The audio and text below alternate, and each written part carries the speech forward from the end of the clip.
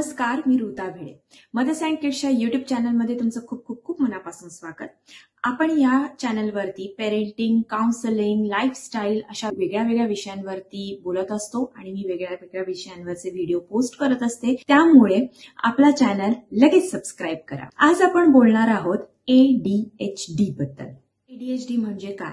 मी बघितलं बऱ्याच सोशल मीडियावरती किंवा इनफॅक्ट मला सुद्धा अनेक पालक स्वतःहून सांगतात माझा मुलगा खूप हायपर आहे. हायपर हा शब्द इतका सर्रास वापरला जाणारा शब्द आहे की म्हणजे अगदी इझिली कुठल्याही मुलाच्या बद्दल तो वापरला जातो किंवा आय कॅन से त्याला लेबल केला जातो. आता हायपर म्हणजे नक्की काय किंवा ADHD म्हणजे नक्की काय आणि हायपर ऍक्टिव्हिटी म्हणजे नक्की काय, चला समजून घेऊयात आजच्या एपिसोडमध्ये. तर सगळ्यात पहिल्यांदा हायपर हा जो शब्द आहे जो की मुलांसाठी सर्रास वापरला जातो तो म्हणजे हायपर ऍक्टिव्हिटी असणं किंवा हायपर ऍक्टिव्ह असणं. Attention deficit hyper activity disorder म्हणजेच ADHD. बऱ्याचदा पालक मला स्वतःहूनच सांगतात की माझ्या मुलाला ना बहुतेक ADHD झालेलं आहे. तर असं काही नाहीये, तुमचा मुलगा हायपर झालेला आहे. आता तो हायपर कशामुळे झालेला आहे त्याची वेगवेगळी कारणं असू शकतात. आता आपण सगळ्यात पहिल्यांदा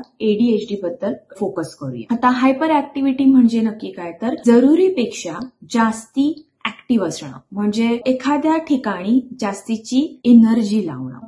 मग त्याच्यामध्ये होतं काय, तर एखादी मुलं किंवा एखादं मूल सतत कुठली ना कुठली तरी कृती करत राहतं किंवा एखादं मूल वर्गामध्ये शांत बसू शकत नाही. एखादा मुलगा वर्गामध्ये गोल गोल फिरतो किंवा घरामध्ये सुद्धा अजिबात शांत बसू शकत नाही. दुसरं म्हणजे अग्रेसिव्ह बिहेवियर काही मुलं दाखवतात, ज्याच्यामध्ये असेल की टर्न टेकिंग करणं असेल किंवा थांबणं असेल कुठल्या तरी लाईनमध्ये, या सगळ्या बद्दल. त्याच्यानंतर ही मुलं लवकर डिस्ट्रॅक्ट होताना दिसतात, म्हणजे एका जागी कॉन्सन्ट्रेट जास्ती वेळ किंवा वयानुसार ती करू शकत नाही. आणि या मुलांमध्ये फिजिटिंग असतं. फिजिटिंग म्हणजे हाताची अशी हालचाल करणं असेल किंवा पायाची हालचाल करणं असेल, एका जागी शांत नसणं, त्याला मराठीमध्ये एक खूप छान शब्द आहे स्थैर्य असं नसणं किंवा फोकस करता न येणं. आता अटेन्शन डेफिसिट हायपर ऍक्टिव्हिटीची लक्षणं कोणती, तर सगळ्यात पहिलं म्हणजे रेस्टलेसनेस. रेस्टलेसनेस हा कुठल्याही प्रकारचा असू शकतो. मग तो आवाजामुळे रेस्टलेसनेस असू शकतो, एन्व्हायरमेंट मधला रेस्टलेसनेस असू शकतो किंवा एखाद्या व्हिज्युअल्समुळे असू शकतो किंवा स्वतःच्या घातलेल्या कपड्यांमुळे सुद्धा मुलांना रेस्टलेसनेस असू शकतो. कधी कधी मुलं स्वतःच्याच विचारांमध्ये असतात आणि त्यामधून सुद्धा ती रेस्टलेस होत असतात. त्याच्यानंतर ADHDची प्रामुख्याने आता जी आपण लक्षणं पाहतोय त्याच्यामधलं दुसरं लक्षण असं आहे की पुअर ऑर्गनायझेशनल स्किल्स. म्हणजे काय, तर त्या मुलांनी कुठे काय गोष्टी ठेवल्यात हे त्या मुलाचं त्याच्याकडे लक्ष नसणं, कशीही बॅग भरणं किंवा विसरणं गोष्टी, समोर असलेली गोष्ट सुद्धा न बघणं किंवा तिकडे दुर्लक्ष होणं, म्हणून बुजून करत नाहीत पण ते होतं. ह्याला म्हणतात पुअर ऑर्गनायझेशनल स्किल्स. कधी कधी आपण असंही बघितलेलं आहे की कंपॉस दिलेली आहे आणि कंपॉसमध्ये क्रेयॉन्स आहेत किंवा पेन्सिल्स आहेत, तरी सुद्धा त्या मुलाला लक्षात येत नाही की माझे क्रेयॉन्स, माझे पेन्सिल्स नक्की कुठे आहेत. त्याच्यानंतरचं तिसरं लक्षण म्हणजे काळजीपूर्वक किंवा लक्षपूर्वक एखादं काम न करता येणं. म्हणजे काय की एखादी वर्कशीट दिली आहे वर्गामध्ये, तर भले ती त्या मुलाला येत असते घरामध्ये करताना किंवा त्यांनी ते कधीतरी गणित सोडवलेलं असतं, पण तरी सुद्धा त्या वेळेला जेव्हा वर्कशीट दिलेली आहे तेव्हा ती त्याला करता येत नाही. म्हणजेच लक्षपूर्वक एखाद्या गोष्टीवरती कॉन्सन्ट्रेशन कमी असणं.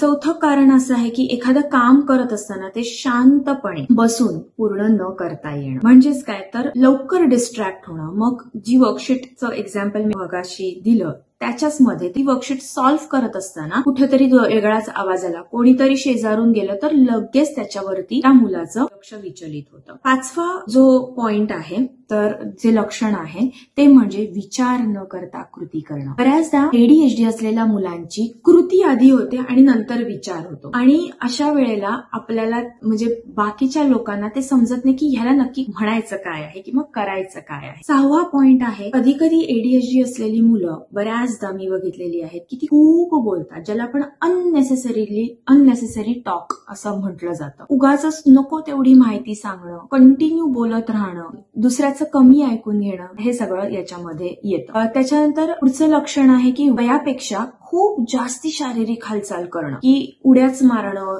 रॉकिंग करणं असेल, फेऱ्या मारणं असेल, मग खूप फास्ट चालणं असेल, ह्याच्यापैकी काहीही असू शकतं. 8वा पॉइंट जे की खूप रिगर असले किंवा प्रॉमिनेंटली दिसणारं लक्षण आहे ते म्हणजे फिजिटिंग. फिजिटिंग म्हणजे पायाची हालचालच करत राहणं असेल, डोळ्याची अशी हालचाल करणं असेल, आय कॉन्टॅक्ट स्थिर न देता येणं असेल, हाताची हालचाल करणं असेल, हे सगळं त्या फिजिटिंग मध्ये येतं. एका जागी खूप कमी वेळ बसू शकणं हे पण एक मोठं आणि महत्वाचं लक्षण आहे जे की एडीएचडी मध्ये दिसून येतं. स्पेसिफिकली एखाद्या क्लासमध्ये जर का तुम्ही मुलाला घातलं असेल किंवा वर्गामध्ये सुद्धा मूल असेल तुमचं जात, तर तेव्हा सुद्धा एका जागी जास्ती वेळ ती मुलं ज्यांना एडीएचडी आहे ती बसू शकत नाही.